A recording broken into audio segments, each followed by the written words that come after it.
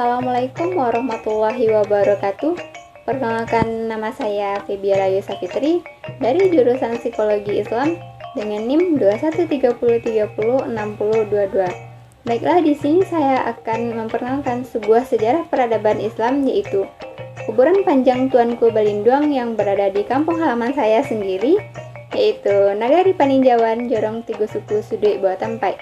Video ini bertujuan untuk memenuhi salah satu tugas akhir dari mata kuliah Sejarah Peradaban Islam dengan dosen pengampu Ibu Dr. Andus Hajah Yanti Mulia Roza. Selamat menyaksikan.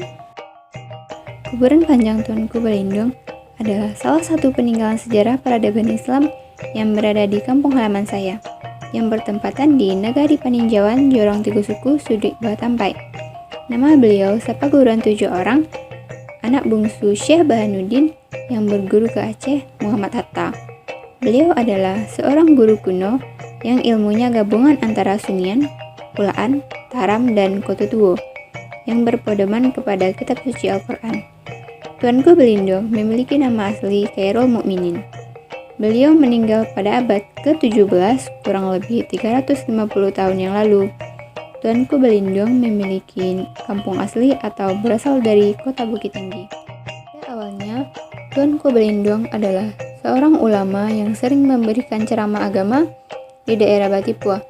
Selain sering memberikan ceramah agama kepada masyarakat sekitar, beliau juga berprofesi sebagai tukang cukur rambut. Pada saat itu, sedang terjadi kericuan di Batipua yang mengakibatkan banyak pembunuhan yang terjadi di daerah tersebut. Karena tuanku berprofesi sebagai tukang cukur rambut, dan beliau kedatangan anak Angku Palo yang ingin mencukur rambutnya. Sedang asik-asiknya mencukur rambut, tiba-tiba ada kericuhan yang membuat tuanku panik dan langsung meninggalkan tempat tersebut tanpa memikirkan pelanggannya tadi.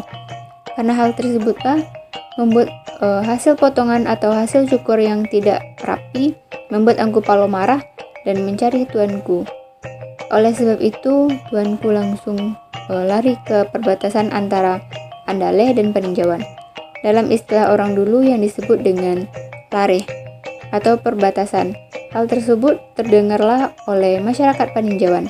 Lalu beliau dijemput dan dibawa ke daerah Bawah Tampai, salah satu daerah yang berada di Nagari Paninjauan. Beliau bukanlah orang Bawah Tampai ataupun orang suku Koto, yaitu orang asli suku Bawah Tampai.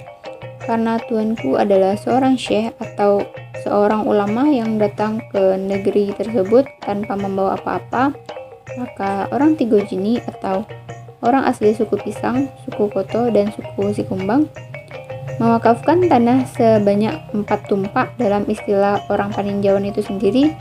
Contohnya, suku Pisang memberikan 100 meter tanahnya, suku Koto memberikan 100 meter tanahnya, dan suku Sikumbang juga memberikan 100 meter tanah.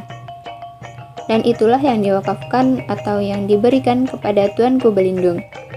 Jadi Tuanku Balindong bukanlah orang Koto, akan tetapi kepunyaan orang Tigo Jini atau kepunyaan bersama orang-orang Paninjauan dan saling terkait. Tuanku Balindong adalah orang kepercayaan, dan karena beliau juga seorang ulama, ilmunya pecahan dari Ustadz 20 atau orang dulu bisa menyebutnya dengan orang tasawuf, dan beliau merupakan tempat pemecahan masalah atau tempat bertanya apapun itu persoalan atau permasalahan-permasalahan yang terjadi di masyarakat, terutama permasalahan agama. Oleh sebab itulah, walaupun tuanku bukan asli orang Bawah Tampai, akan tetapi beliau juga berjasa dalam penyebaran agama Islam di daerah Paninjauan, dan beliau dikuburkan di sana dan beserta anak buahnya. Kuburan beliau termasuk salah satu kuburan yang dikeramatkan. Jadi pada zaman dahulu ada sebuah kejadian, yaitu sebuah pesawat yang lewat di atas kuburan tersebut langsung jatuh, dan ada juga hewan ternak warga yaitu kambing masuk ke dalam perkarangan kuburan langsung mati. Dan ada juga yang lewat tanpa memakai jilbab, orang tersebut juga langsung meninggal.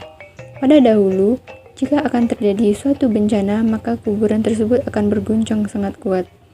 Oleh sebab itulah kuburan tersebut dikeramatkan, dan ada peninggalan sejarah yang terkandung di dalamnya.